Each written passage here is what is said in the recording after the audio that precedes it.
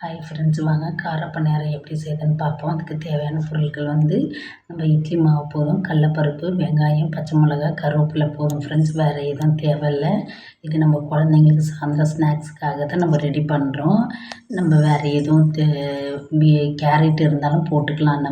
நம்மளுக்கு இது மட்டும் போதும் ஃப்ரெண்ட்ஸ். அதனால் இதை மட்டும் எடுத்துக்கினேன்.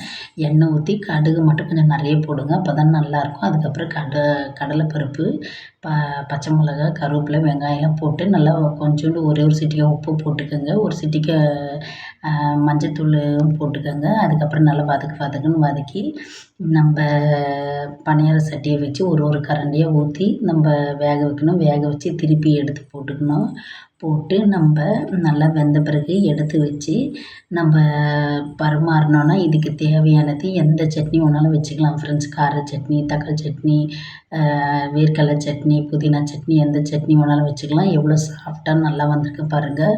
இதுக்கு சோடா உப்பு அப்பெல்லாம் போடாதீங்க. இது பாருங்கள் இவ்வளோ சாஃப்ட்னஸாக இருக்கும். அதே மாதிரி குழந்தைங்களுக்கு வயிறு ரொம்ப ஃப்ரெண்ட்ஸ் முக்கியம். அதுதான் நம்ம சாயந்தரம் ஸ்நாக்ஸ் கொடுக்கும்போது வயிறு ரொம்ப அதை மாதிரி தான் நம்ம கொடுக்கணும். ஸ்கூல்லேருந்து வந்தோடனே இன்றைக்கி ஸ்நாக்ஸ் நம்ம வீட்டில் கார பணியாரம் தான். நீங்களும் வீட்டில் ட்ரை பண்ணி பாருங்கள். இதுக்கு நம்ம தேவையான சட்னி எது வேணாலும் வச்சு சாப்பிடலாம். ஓகே, இது பிடிச்சதா லைக் பண்ணுங்கள், ஷேர் பண்ணுங்கள், சப்ஸ்கிரைப் பண்ணுங்கள்.